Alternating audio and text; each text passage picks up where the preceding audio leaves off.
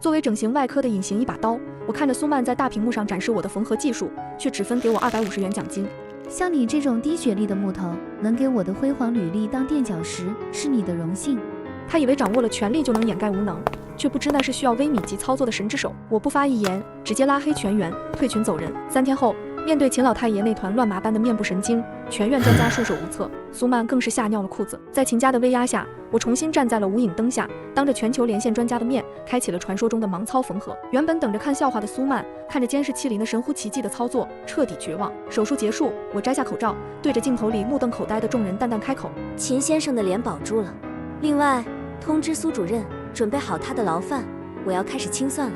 酒店宴会厅里在开年会，香槟塔被推倒的瞬间，全场欢呼。我坐在角落的阴影里，低头揉着右手腕，那是长期握持手术刀留下的职业病。腱鞘炎发作的时候，里面难受得很。就在3个小时前，我刚刚结束了一台长达14小时的手术，病人是国内顶流的小花，脸就是他的命。现在那张堪称完美的脸正被投影在宴会厅那块屏幕上。台上，我的顶头上司科室主任苏曼穿着一身当季的高定深 V 礼服，手里举着话筒。我作为科室的元老，本应该坐在前面，但是不知道谁把我位置安排到了最后，旁边陪伴我的是实习生。这台手术的难度，想必在座的各位同仁都清楚。苏曼的声音带着一种自豪。整整14个小时，为了保留病人面部神经的完整性，我必须要在显微镜下进行微米级别的缝合，这是对体力和技术的双重考验。但为了患者的信任，我苏曼义不容辞。台下掌声雷动，我看着屏幕上那个被放大的缝合切口，那是我的独门绝技。而此刻，这双手的主人正坐在台下，饿着肚子，看着苏曼把这份功劳揽得干干净净。苏主任真是华佗在世啊！是啊，这种级别的操作，国内除了苏主任，没人做得出来。听说那小花术后恢复的极好，连疤痕都几乎看不见。旁边的实习生小王一脸崇拜地看着台上，转头对我说：志毅姐，苏主任真厉害，咱们什么时候能有他1半的技术就好了。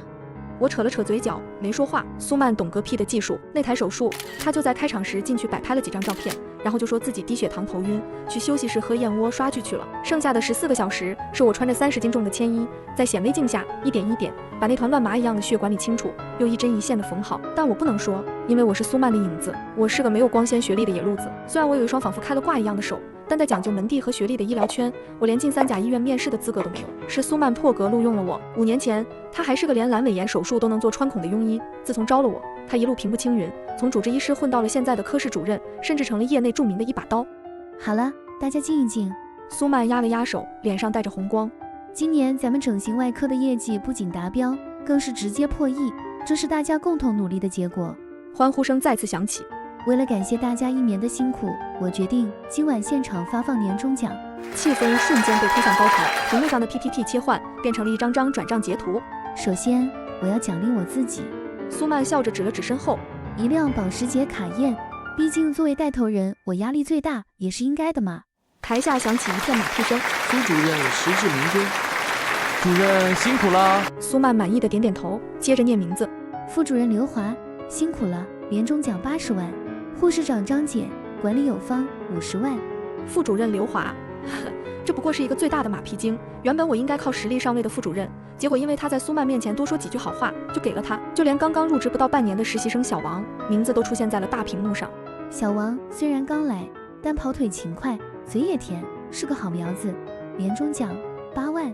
小王激动地从椅子上弹了起来，连连鞠躬。谢谢苏主任，谢谢主任栽培，我一定为您赴汤蹈火。8万，一个连血管钱和止血钱都分不清楚，进手术室只会污染无菌区的实习生拿了8万。我握着水杯的手紧了紧。这1年，科室里90%的高难度手术都是我主刀的，全年无休，随叫随到，哪怕是凌晨3点，只要苏曼一个电话，我就得从床上爬起来去给他擦屁股。我不求像他一样拿几百万，但至少应该比实习生多吧。最后，苏曼的目光穿过人群，落在了角落里的我身上。沈之毅，全场的目光唰的一下集中到了我身上。之毅呀，你是咱们科室的老黄牛了。苏曼语气温柔，却透着一股子阴阳怪气。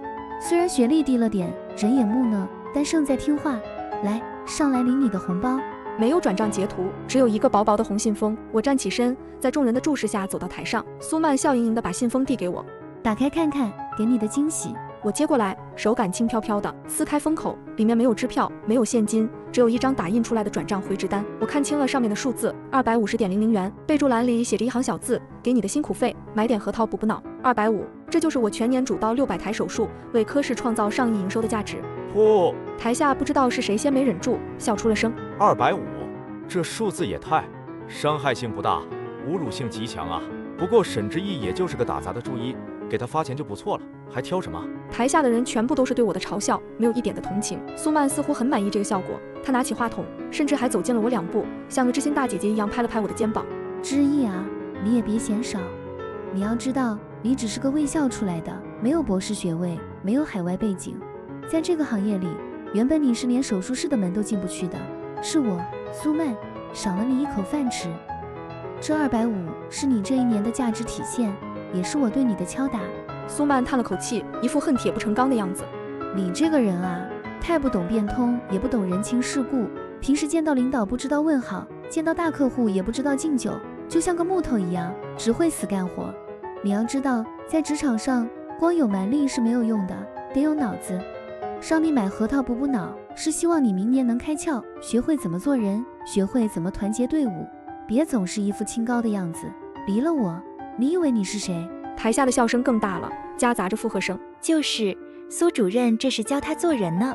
没有，苏主任罩着，他早去端盘子了。我想起半个月前那个煤老板的情人做隆胸手术，苏曼非要装逼亲自主刀，结果割破了胸廓内动脉，血飙得像喷泉一样，他吓得手里的刀都掉了，尖叫着躲到角落里瑟瑟发抖。是我冲上去，在血泊里忙视野止血，用了3分钟把那个差点死在手术台上的女人救了回来。事后苏曼给了我2000块钱封口费，转头就对家属说那是术中正常出血，是他力挽狂澜。那时候我忍了，为了那份微薄但稳定的薪水，为了还在住院的母亲。但现在母亲已经走了，我看着手里那张250，突然觉得很好笑，真的很好笑。我竟然为了这么一个草包，当了整整5年的影子，把自己活成了一个笑话。之意，怎么不说话？是太感动了吗？苏曼把话筒递到我嘴边，眼神里满是挑衅。来，跟大家说说你的获奖感言。台下全部都是起哄声。说话啊，是不是高兴傻了？沈之意，做人要知恩图报，快给苏主任鞠个躬。副主任刘华喊得最响，脸上满是讨好。我没理会这些噪音，口袋里的手机震动了一下，我掏出手机，一条定时短信静静地躺在那里。发信人：妈妈。之意，当你看到这条短信的时候，妈妈应该已经不在了。这5年，妈妈拖累你了，女儿。不要为了妈妈委屈自己，去过你想过的生活，去拿回属于你的荣耀。爱你的妈妈。发送时间是他进 ICU 昏迷的前一天，原来他早就预料到了这一天，甚至怕我因为他的死而消沉，特意留下了这句话。我拇指摩挲着屏幕上那行字，眼眶发酸，心里那块压了5年的大石头却突然碎了。看手机干什么？想查查这250能买多少斤核桃？苏曼嗤笑一声，伸手想来拍我的脸。别查了，够你吃1年的。我按灭屏幕，抬头，他愣了一下，因为我的眼里没有他预想的愤怒，也没有卑微的讨好。我慢条斯理地将那张250元的转账单折好，放进贴身的口袋里，然后我接过话筒。谢谢苏主任，这250确实是个好数字。苏曼眉毛一挑，以为我服软了，刚要开口嘲讽。在这个浮躁的社会，能有人这么精准地用数字来定义自己，并且以此为荣，苏主任这种自我认知的精神确实值得我们学习。全场死寂，过了2秒，有人反应过来，都在憋笑。苏曼夺过话筒：沈之意，你什么意思？你是不是不想干了？若是以前听到这句话，我会恐慌，会道歉，但现在我只觉得好笑。苏主任，这钱我会好好收着。我看着他气急败坏的样子，毕竟这大概是你这辈子发出的最后悔的一笔钱，留着吧，将来给你买后悔药的时候，或许能抵个挂号费。说完，我没再看他一眼，转身就走。沈之意，你给我站住！你今天要是敢走出这个门，明天就别想在这个行业混了，我会封杀你，全行业封杀你。还有那个隆胸手术的后续报告，你还没写，今晚必须交给我，否则扣你这月的工资。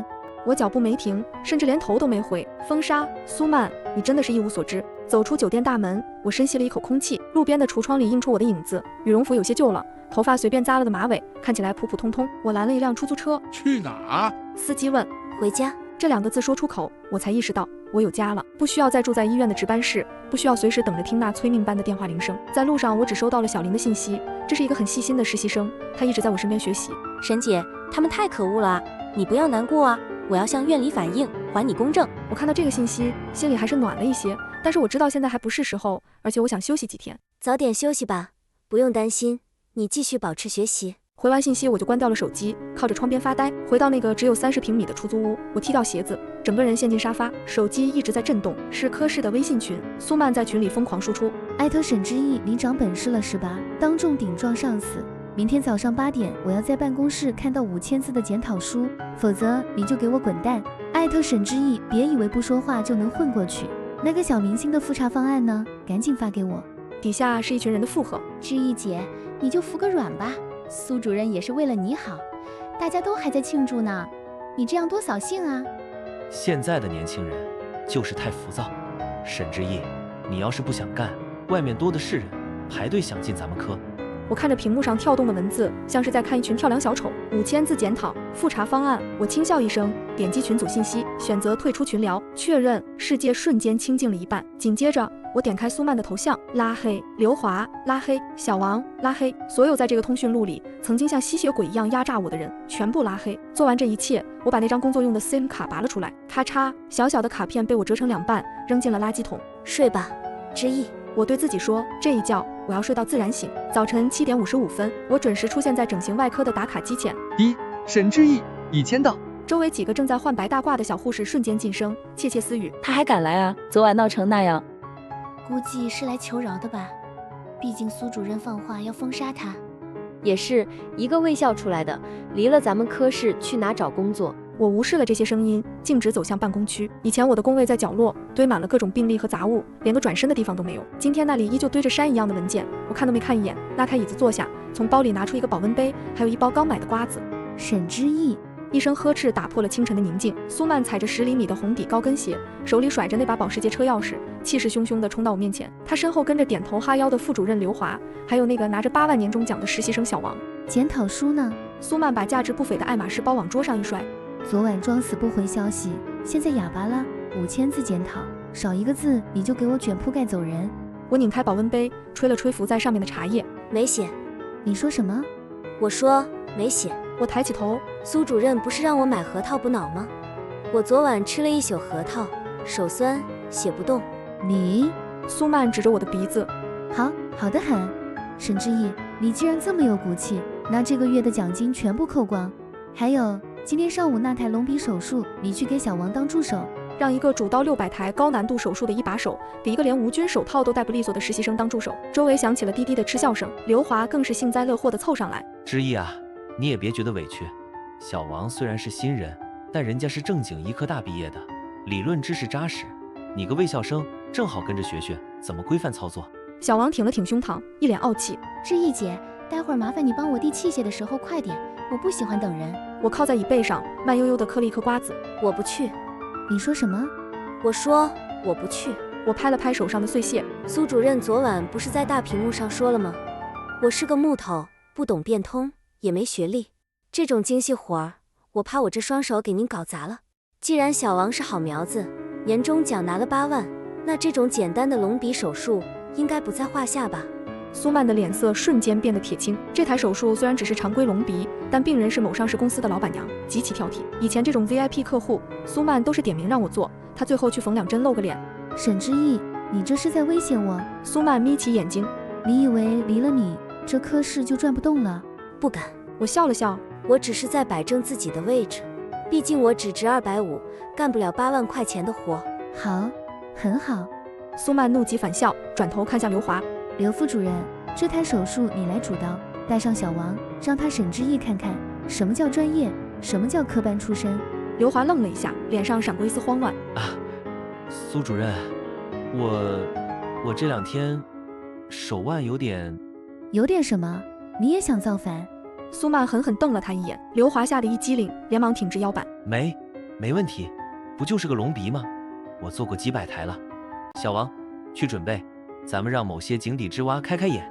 看着他们一群人浩浩荡荡地走向手术室，我低头喝了一口茶。刘华确实做过几百台，不过是在梦里。现实中，他这几年忙着给苏曼拎包、写 PPT、搞行政斗争，手术刀估计都生锈了。至于那个小王，我看了看墙上的挂钟，8点半，好戏才刚刚开始。手术室的灯亮了，我坐在工位上，打开电脑，开始玩扫雷。周围的同事都在忙碌，只有我闲得像个退休大爷，没人敢来指使我，大概是觉得我疯了，怕沾一身腥。时间1分1秒过去，9点10分，按照常规流程，现在应该已经完成假体雕刻，开始剥离鼻背组织了。9点半，手术室的门依然紧闭。9点40，一阵急促的脚步声突然从走廊尽头传来，巡回护士小张满头大汗地冲了出来，手里抓着血袋申请单。血，快去血库调血 ，B 型血，快！办公区瞬间炸了锅。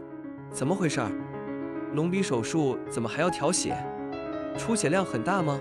小张根本顾不上回答，抓着单子就往输血科跑。路过我身边时，他脚下一软，差点摔倒。我眼皮都没抬，继续点着鼠标，右键插旗。10分钟后，手术室的门再次被撞开，这次出来的是麻醉师老陈，他连口罩都跑歪了，冲着办公区大喊：“苏主任呢？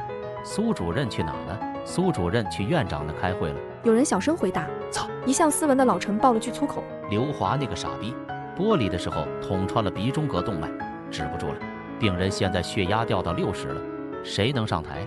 快点来个人救场！”全场死寂，所有人都低下了头。鼻中隔动脉出血虽然凶猛，但只要技术过硬，并不难处理。难的是现在的局面，这是苏曼钦点的立威手术，谁上去就是接烂摊子，就回来还好，就不回来就是背锅。而且大家心里都清楚，科室里真正能处理这种突发状况的一把刀，正坐在角落里玩扫雷。无数道目光偷偷投向我，老陈顺着众人的目光看过来，像是抓住了救命稻草，几步冲到我面前。之一，快，只有你能救场了。刘华那个废物手都在抖，根本夹不住血管。我看着屏幕上那个笑脸图标，扫雷通关了。陈老师，我慢条斯理地关掉游戏窗口，这不是我该做的事情。休什么假？人命关天。老陈急得都要上手拉我了。那个病人要是死在台子上，咱们科室今年的评优全完了。苏主任回来会杀了我们的。那是苏主任的事。我轻轻拨开他的手，而且我现在正在深刻反思。反思什么？老陈懵了。反思我为什么只有250的价值。我指了指脑子。苏主任说了，我脑子不好使，得吃核桃。我现在脑子里全是核桃仁，看不清血管。你……老陈急得直跺脚。沈之意，这都什么时候了，你还置气？那是一条人命啊！是啊，人命。我站起身。半个月前，那个煤老板的情人也是一条人命，我救了。结果呢？我成了只会端茶倒水的打杂工，拿250的赏钱。苏曼成了神医，拿卡宴。我逼近老陈一步。陈老师，我是医生，不是擦屁股的纸。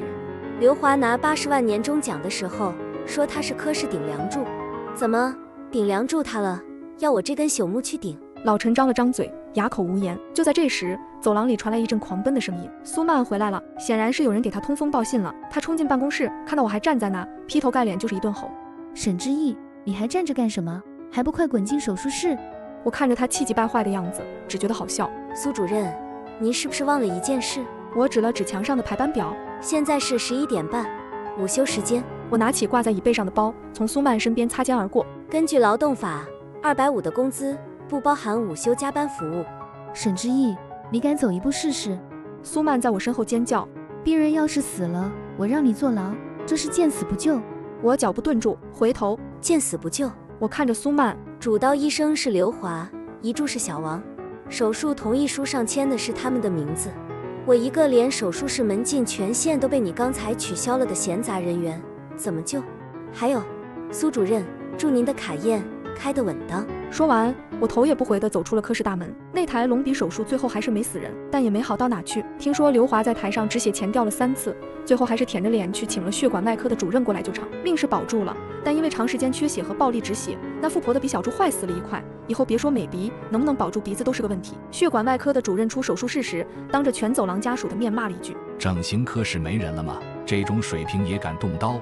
那是动脉，不是你家下水道。”但这只是开始，接下来的3天，整形外科完美诠释了什么叫多米诺骨牌效应。整形外科的走廊里，此刻热闹得像个菜市场。苏曼，你个杀千刀的，你赔我的鼻子！一声哭嚎几乎掀翻了天花板。那位做隆鼻手术的阔太前夫人，此刻正披头散发地坐在科室门口，脸上裹着厚厚的纱布。苏曼被堵在办公室门口，脸上满是慌乱。她身后的刘华更是不敢吭声。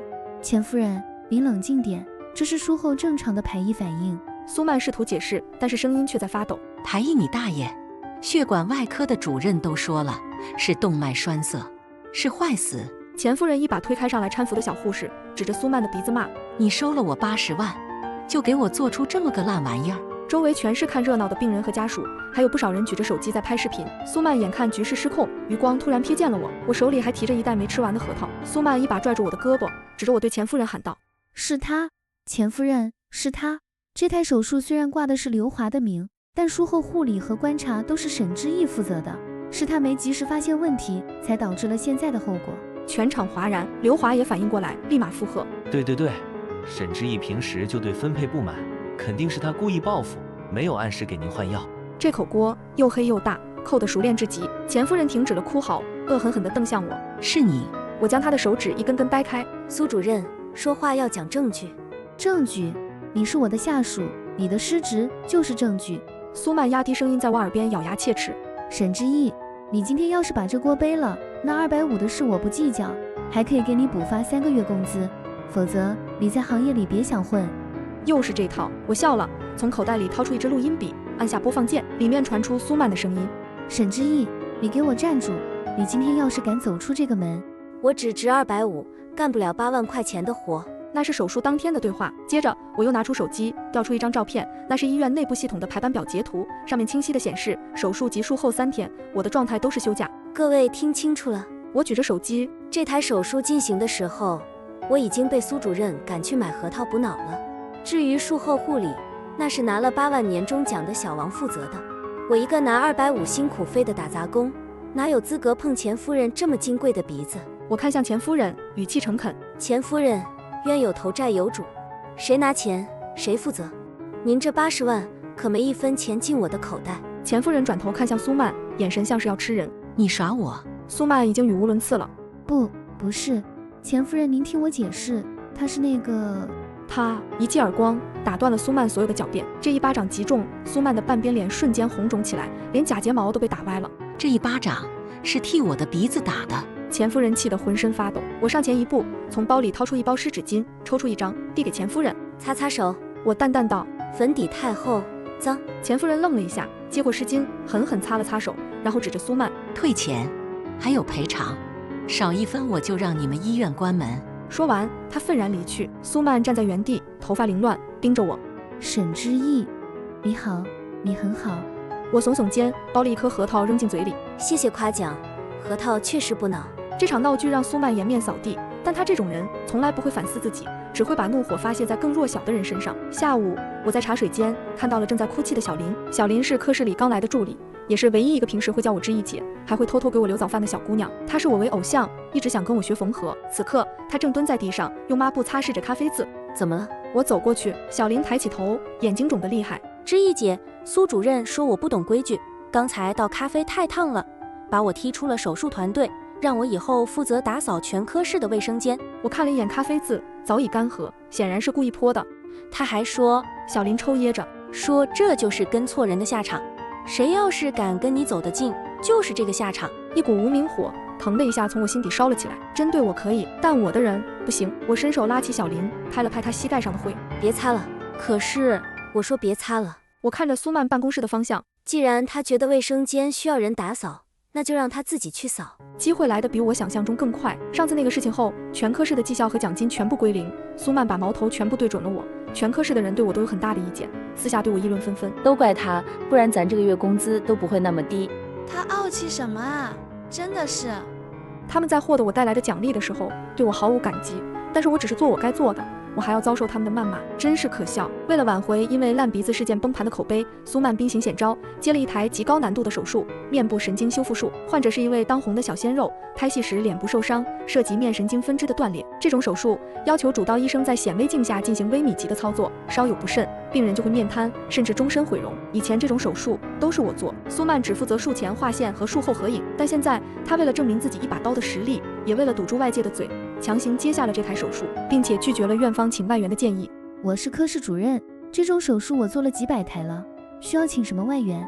苏曼在晨会上拍着桌子吼道：“手术定在周五下午。”我没走，我坐在科室角落的观察室里，透过单向玻璃看着手术室里的一切。手术开始前1个小时，切开暴露，苏曼做的还算顺利，毕竟这些基础操作他看了5年。但当显微镜推上来，真正涉及到神经缝合的时候，节奏变了。苏曼的手开始抖，那是长期缺乏实操、肌肉记忆断层的表现。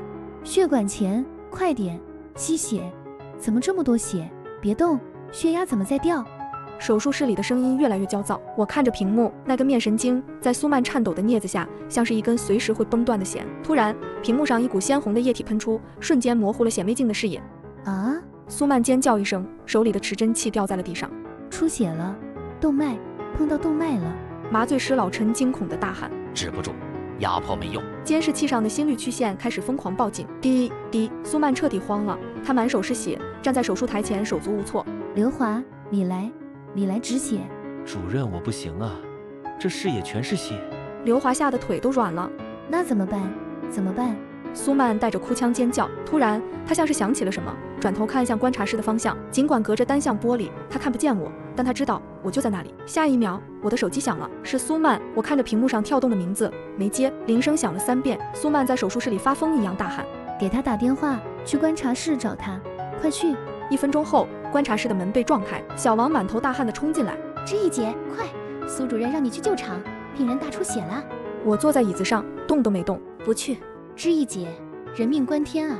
你也知道人命关天。我抬头，那为什么让一个庸医上台？小王被我的眼神吓住了。这时候，满身是血的苏曼竟然冲出了手术室，不顾无菌原则，直接冲到了观察室门口。他隔着玻璃看着我，眼神里充满了祈求。他甚至还没来得及脱下手术衣，那鲜红的血迹在白大褂上显得触目惊心。他掏出手机，颤抖着给我发语音，因为隔着玻璃听不见。微信弹出来：知意，救救我，求求你，只要你救场，副主任给你，钱都给你，你要什么我都给你。我看着手机笑了，我站起身，走到玻璃前，按下了通话键。苏曼在那头几乎要跪下了。知意，你是医生，你不能见死不救。苏曼，我是医生，但我不是你的救世主。5年前，我为了救我妈，给你当了5年的狗。现在我妈不在了，我也不是狗了。我看着他，一字一顿地说：你自己切断的血管，自己缝，缝不好你就进去陪葬。说完，我挂断电话，当着他的面将手机关机，扔进包里，然后转身离开。后来才知道，还是找来了外援，但是也没恢复好，只是暂时止住了情况，只能保守治疗，并且病人转院治疗，并且要起诉苏曼和医院。我知道这一刀下去，断的不只是病人的神经，还有苏曼的职业生涯，以及这座吃人医院的虚假繁荣。走出大楼的时候，天已经黑了。我深吸一口气，觉得前所未有的轻松，但这只是开始。苏曼这种人是属鳄鱼的，只要没死透，他就会流着眼泪寻找下一个反扑的机会。果然，第2天一早，我的家门口就出现了一个意想不到的人。苏曼提着大包小包的礼品，站在我家门口，露出了一个比哭还难看的笑容。知意啊，还没起呢，我给你带了燕窝。你看，鳄鱼的眼泪流下来了。苏曼站在门口，他手里提着橙色爱马仕包装袋。知意，还在生姐的气呢。苏曼自顾自地挤进门，把那堆礼品往餐桌上一堆。昨天是我冲动了，你也知道，做咱们这行的压力大，内分泌容易失调。姐昨晚回去反省了一宿，这不，一大早就来给你赔罪了。我靠在门框上，双手抱胸，看着他这副令人作呕的嘴脸。苏主任，有屁快放！苏曼眼角抽搐了一下，但很快又堆起笑脸，从那个橙色袋子里掏出一个铂金包。你看，这是姐托人从巴黎配货拿回来的，大象灰最适合你的气质。这包现在的行情，少说也得10几万。只要你今天跟我回医院，把那个小鲜肉的修复方案出了，这包就是你的。还有明年副主任的位置，我也给你留着。我瞥了一眼那个包，做工确实不错，5金件也亮，乍一看能唬住不少人。可惜他忘了我是干什么的。整形医生最擅长的就是找假体，这纯属是个 A 货。去医院谈吧。我拿起外套，正好我该打卡了。苏曼面露喜色，以为我松口了。对，回医院谈，其他的以后再说。到了科室，苏曼特意走在前面，昂首挺胸。办公区里，刘华和小王正凑在一起嘀咕。见我们进来，刘华立马迎上来。哎呀，知意回来了，我就说嘛，知意最识大体，怎么可能真丢下咱们不管？苏曼把那个铂金包往我工位上一放，故意提高了嗓门。知意啊，这包你收好，以后咱们姐妹同心，其利断金，大家也都看着。以后谁再敢对沈医生不敬，就是跟我苏曼过不去。周围的小护士们投来羡慕的目光。天哪，那是铂金包吧？苏主任真大方，10几万的包说送就送。看来沈知意这次是要上位了。我走到工位前，拎起那个包。苏主任，我看着他，你是不是觉得我穷，所以没见过真东西？苏曼脸色一变，你什么意思？白云皮具城的超 A 货，拿货价撑死800，还得是熟人价。我手指在包的走线上划过，这线走的比刘华缝的伤口还歪。还有这皮质，颗粒感太假，摸手。全场立马安静下来。苏曼有点恼羞成怒。沈之意，你别给脸不要脸，我好心送你10几万的包，你竟然污蔑我是假货。是不是假货？去专柜验验不就知道了？我拎着包袋走到垃圾桶旁，手一松，咚！苏曼，你这演技比你的医术还烂。我拍了拍手，想让我回去？可以。我指了指地面，跪下求我。沈之意，苏曼彻底破防了，她尖叫着冲上来。你个不知好歹的东西，给你台阶你不下，既然你想死，那我就成全你。她转身对着全科室的人大喊：都给我听着！沈之意在职期间私自收受医药代表回扣，还泄露病人隐私，我已经报警了。保安，把他给我轰出去！我要在全行业封杀你！刘华立马跳出来：对，我看见过，他经常跟药袋鬼鬼祟祟的。真是熟悉的配方，熟悉的味道。我不慌不忙地从包里掏出一个 U 盘，插进旁边没关的电脑，顺手连接了科室的大屏幕。既然要聊法律，那咱们就聊点干货。屏幕一闪，一张密密麻麻的 Excel 表格弹了出来。2023年6月，私接隆胸手术3台，地点魅影美容院，主刀苏曼实际操作，沈之意非法获利45万。2023年8月，协助药代李某洗钱，通过虚开耗材发票，金额120万。2023年11月，这只是冰山一角。我看着他颤抖的双腿，苏主任，这些私活每一台都是你逼我去的，每一笔转账记录我都留了底。本来想给你留条底裤，既然你非要裸奔，那我就帮你一把。关掉，快关掉！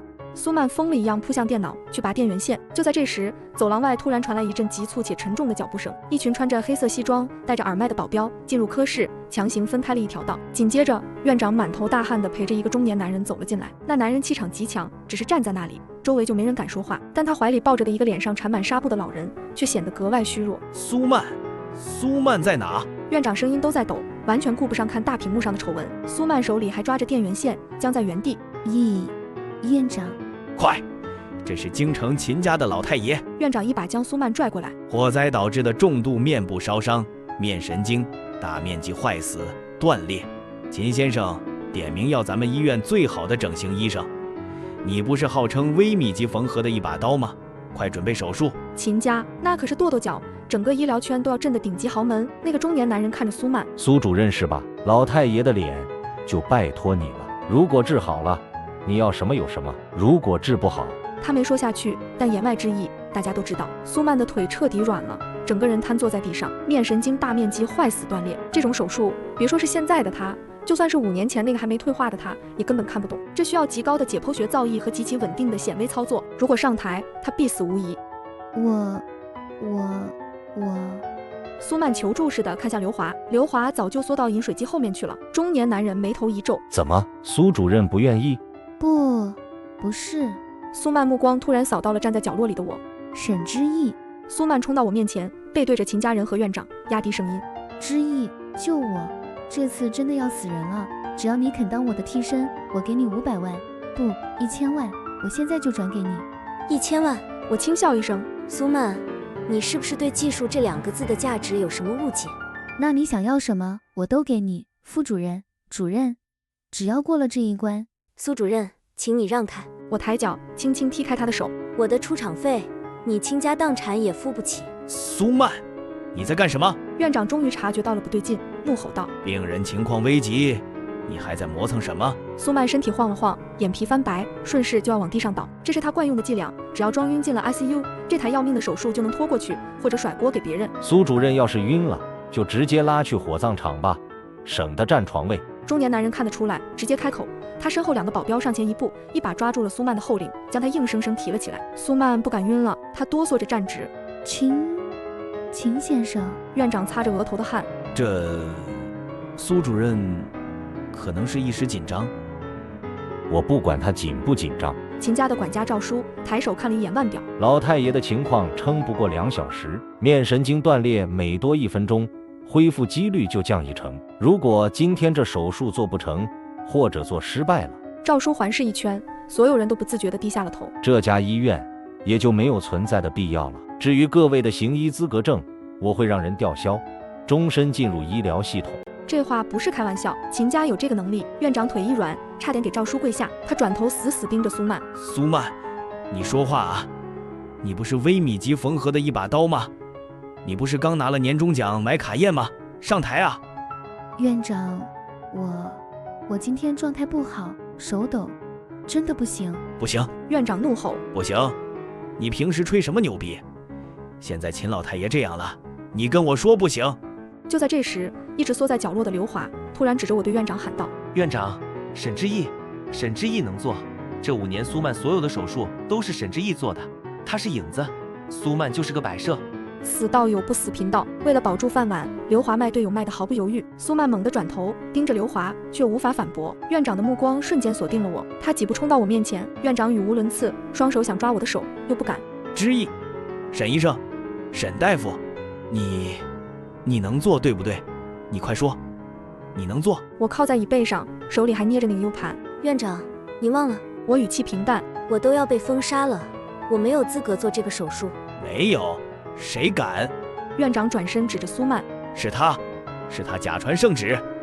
你是我们医院的骨干，是栋梁。哦，我点点头。可我只值250。院长恨不得抽自己2巴掌。赵叔走了过来，他阅人无数，一眼就看出了我和这帮草包的不同。那种长期握刀带来的沉稳气场是装不出来的。沈医生，赵叔微微欠身，态度比对院长客气得多。老太爷危在旦夕，之前的恩怨我不管，只要你能救回老太爷的脸，秦家欠你一个人情，不管是钱、权，还是要在京城立足，秦家都能给你。秦家的人情，这比那辆破卡宴值钱1万倍。我站起身，我不缺钱，也不想去京城。我看向院长，竖起3根手指。做这台手术，我有3个条件。别说3个，300个都行。第一，我指了指手术室，这台手术我全权主刀。手术室内包括麻醉师、1助、2助、巡回护士，全部由我指定。苏曼、刘华这种垃圾，滚出我的视线！我不希望在手术室里闻到他们的臭味。准，马上准！院长大喊。第二，我指了指大屏幕上还没关掉的 Excel 表格，彻查苏曼和刘华在职期间所有的贪污、受贿、医疗事故。我要看到他们进去踩缝纫机，而不是仅仅被开除。苏曼刚清醒一点，听到这个又快要吓晕。刘华更是直接尿了裤子。查，马上报警，让经侦科介入。院长咬牙切齿，这时候别说查苏曼，就是让他查自己亲儿子，他也得答应。第三，我的目光穿过人群，落在角落里的小林身上。小林恢复原职，升任科室护士长，工资翻3倍。以后我的手术只用他配台。小林满脸不可置信，眼泪汪汪地看着我。好，都依你。院长擦着汗。沈医生，还有吗？要是没问题，咱们赶紧。没了。我从包里拿出一根皮筋，利落地将头发扎成一个高马尾，准备手术。路过苏曼身边时，他突然伸出手抓住我的裤脚。沈之意，你不能，那是我的位置，那是我的病人。他眼神涣散，已经有些疯魔了。你只是个微笑出来的，你只是个影子。我低头看着他。苏曼，影子之所以存在，是因为有光，但你不是光，你只是挡在光前面的垃圾。院长冲上来，狠狠一巴掌扇在苏曼脸上。滚开，别挡沈医生的路。苏曼被打得嘴角流血，彻底趴在地上不动了。我跨过他的身体，径直走向更衣室。手术室，无影灯亮起，我站在主刀位置上，闭上眼，深吸一口气，熟悉的消毒水味，这才是我的战场。连接显微镜。我睁开眼，声音冷静，准备110号缝合线。是。小林声音洪亮，动作麻利地将器械递到我手中。手术室上方的全景摄像头亮着红灯，秦家要求全程直播，当然不是给大众看，而是连接到了秦家在全球的医疗顾问团。那是几十位来自梅奥诊所、约翰霍普金斯等顶级医疗机构的神经外科和整形外科专家，他们要实时监控手术过程，一旦我出现失误，他们会立刻叫停并远程指导。虽然我觉得他们没这个机会。观察室里，苏曼被2个保镖压着，强行按在椅子上。赵叔冷哼一声，让他看着，让他看看什么才叫真正的医生。苏曼披头散发，盯着屏幕，他心里还存着最后一丝侥幸。这么难的手术，沈之意也不一定能行。只要沈之意失败了，大家就一起死。屏幕上，显微镜视野被投射出来，那是一团血肉模糊的面部组织，神经血管像乱麻一样纠缠在一起，普通医生看一眼都会头皮发麻。开始。我手中的柳叶刀落下，刀锋在毫厘之间游走，避开了所有细小的血管分支，直抵断裂的面神经断端。这怎么可能？观察室里，刘华瞪大了眼睛。他在盲操，他不看解剖图吗？这是不需要思考的肌肉记忆，这是把解剖结构刻进骨子里的本能。清理创面，冲洗。我接过小林递来的冲洗球，动作行云流水。接下来是最关键的神经缝合。面神经的直径只有发丝粗细，要在上面缝合，不仅要对齐神经束，还要保证外膜的完整。我换上了特制的显微持针器，起针、进针、出针、打结，动作快的出现了残影。此时此刻，大洋彼岸，秦家的全球医疗顾问团会议室里，原本漫不经心的专家们，此刻全都站了起来，脸几乎贴到了屏幕上。Oh my god！ 一位白发苍苍的德国教授推了推眼镜，这种缝合速度，这种打结手法是 Phantom Stitch 幻影缝合。另一位美国专家惊呼：“这是那个人的独门绝技！”直播间的内部弹幕疯狂刷屏：“这不可能！这种级别的操作怎么会出现在一家3甲医院？这双手，我见过这双手。3年前在柳叶刀封面的那台断指再指手术。”主刀医生也是这双手，他是 S， 他绝对是那个神秘的 S。S 这个代号在国际显微外科界是一个传说。5年前，几篇关于超显微缝合的论文横空出世，署名只有一个 S。随后，几台堪称神迹的手术录像在暗网和高端医疗圈流传，主刀医生从未露脸，只露出一双手。无数顶尖医院想挖出这个 S， 却一无所获。没人知道 S 就是 Shen 沈之毅，也没人知道那个在国际上被封神的 S。在现实中只是一个拿着250元工资被上司骂做木头的影子。观察室里，赵叔看着手机上不断跳出来的海外专家反馈，全是 God、Miracle 奇迹、Master 大师之类的词汇。他转头看向苏曼，眼神里充满了嘲弄。苏主任，看来你这5年不仅偷了沈医生的钱，还偷了他的名。苏曼终于吐出了一句实话：我不配。手术室里，我并不知道外面的轰动，我只专注于眼前的最后一阵剪线。手术结束，我放下持针器，看了一眼监视器，出血量10毫升，手术时间1小时20分，比预估时间快了1倍。我转过身，摘下口罩，对着摄像头，我说了一句：“秦先生的脸保住了。另外，记得结账。”手术室的门向两侧划开，我摘下沾了些许血迹的手套，扔进黄色医疗废物桶里。那一瞬间，走廊外原本嘈杂的人声像被按下了静音键。赵叔第一个迎了上来。这位平时不苟言笑的秦家大管家，此刻腰弯的比见了他家老爷子还低。沈医生，里面的情况？手术很成功，我解开手术衣的领口，面神经吻合度99%，血管通畅，大概半小时后麻醉苏醒，除了脸会肿几天，没什么后遗症。赵叔长出了一口气，转头看向身后的保镖，打了个手势。下一秒，走廊尽头的电梯门开了，不是秦家的家属，是一队穿着制服的警察，还有几个夹着公文包、神色严肃的检察院工作人员。苏曼在看到那的瞬间，整个人弹了起来。不是我没有。他语无伦次地往后缩，带头的警官径直走到苏曼面前，亮出了拘留证。苏曼涉嫌重大医疗责任事故罪、非国家工作人员受贿罪、职务侵占罪，要跟我们走一趟。还有刘华，我靠在墙边，拧开保温杯喝了一口水，好心地指了指饮水机后面的那团阴影。那边还有个尿裤子的，别漏了。刘华被2个警察从角落里拖出来时，还在疯狂大喊：“我是被逼的，都是苏曼指使我的，我有聊天记录，我有录音，我要做污点证人。”苏曼猛地转头，死死盯着刘华，这就是利益捆绑的盟友，大难临头，咬得比谁都狠。我看着他们被押进电梯。沈医生，身后传来一个虚弱却威严的声音。我回头，手术推车被推了出来，秦老爷子醒了，虽然脸上缠着纱布，但那双阅尽千帆的眼睛依然锐利。院长诚惶诚恐地跟在旁边。秦老爷子抬起手，有些费力地指了指我。秦老，我走过去，微微欠身。这双手，老爷子字字千钧，是国宝。院长，你们医院要是供不起这尊佛，秦家在京城的私人医院随时扫榻相迎。院长吓得冷汗直流，连连摆手。供得起，供得起。沈医生是我们医院的招牌，是定海神针。哼！老爷子冷笑一声。招牌，差点被你们当废柴烧了的招牌。院长恨不得找个地缝钻进去。赵叔，老爷子吩咐道：“给沈医生的1000万诊金现在就转。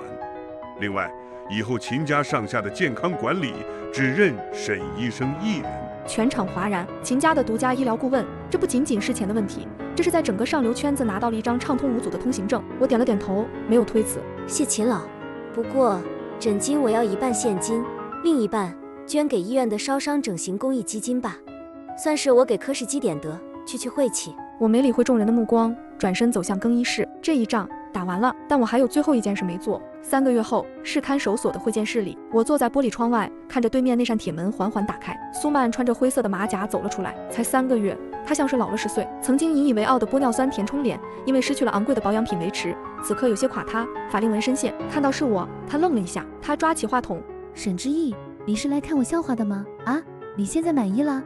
当上主任了，风光了？”我拿起话筒看着她，我突然觉得有些无趣。这就是我曾经视为大山压了我5年的女人，如今看来不过是个可怜的小丑。苏曼，我语气平静，你的判决书下来了，数罪并罚12年。苏曼的手抖了一下，眼泪瞬间涌了出来。12年，我的人生完了。沈之意，你毁了我，你这个毒妇。毁了你的是你自己的贪婪和无能。我从包里拿出一张纸，贴在玻璃上，那是一张银行转账的回执单，金额250.00元，还记得吗？我淡淡的说，那天年会，你给我这250，让我买核桃补脑，这钱我没动。我把回执单收回来，又从包里掏出2张红色的100元大钞，外加1张50元的纸币。听说里面的日用品挺贵的，牙膏、肥皂都要钱。我把钱塞进递送口，推了进去，拿着吧。苏曼看着那250块钱，像是受到了极大的侮辱。我不稀罕，你拿走，你拿走。别装了。我轻笑一声，你现在的账户被冻结了，家里人也忙着撇清关系，没人会给你存钱。这250是你接下来几个月唯一的依靠。我站起身，居高临下的看着他。苏曼，好好在里面踩缝纫机，这250拿去买点核桃，如果有卖的话，好好补补脑，想想这下半辈子该怎么做个人。说完，我挂断电话，没有再看他一眼，转身离开。身后传来苏曼崩溃的哭嚎声。走出看守所大门，阳光有些刺眼，我抬手挡了挡，深吸一口气，空气里有自由的味道。这一刻，那长达5年的阴霾终于彻底散去。回到医院，刚进科室大门，就感觉到一种截然不同的气氛，没有了以前那种浮躁和溜须拍马，每个人都在忙碌着，走路带风。沈主任好。主任早。路过的医生护士纷纷停下脚步，恭敬地打招呼，那种眼神里没有讨好。我点点头，径直走向主任办公室。原本属于苏曼的那间奢华办公室已经被我让人重新装修了，撤掉了那些浮夸的巴洛克风格家具，换成了简洁的办公桌和书柜。墙上那幅巨大的苏曼艺术照也被摘了下来，取而代之的是一张人体解剖结构图。小林现在已经是护士长了，抱着一摞病历走了进来。之意姐，哦不，沈主任。小林还是有些改不过口，脸上带着兴奋的红晕。这是下周的手术排期，还有这里有一份补发工资的核算单，院长让您签个字。我接过单子看了一眼，上面是一个很可观的数字，包括这5年被克扣的奖金、加班费，以及那几台被冒名顶替的手术费。院长是个聪明人，他知道该怎么平息我的怒火，也知道该怎么留住我。我拿起笔，利落地签下名字。多出来的部分给大家发奖金吧。我把单子递回去，告诉大家以后在这个科室凭本事吃饭，只要技术过硬，钱1分都不会少。小林激动的眼圈发红。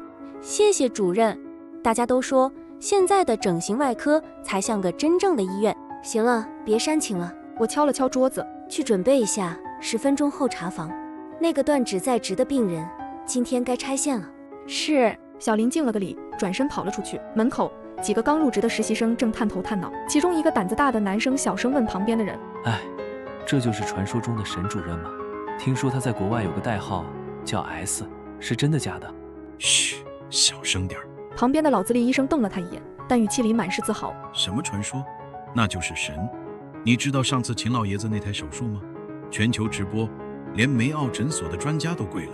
哇！实习生眼中满是崇拜的小星星。那沈主任以前为什么？那是潜龙勿用。老医生故作高深。行了，赶紧干活去。沈主任最讨厌闲聊。我听着外面的议论声，嘴角微微上扬。S 也好，沈之意也好，其实都不重要。重要的是，我现在站在这里，手里握着手术刀，我不再是谁的影子，我是光。我站起身，穿上那件崭新的白大褂，将听诊器挂在脖子上。阳光透过百叶窗洒在桌面上，照亮了那张刚刚签好的排班表，上面我的名字排在第1位，沈之意。走吧。我对镜子里的自己说，去做手术。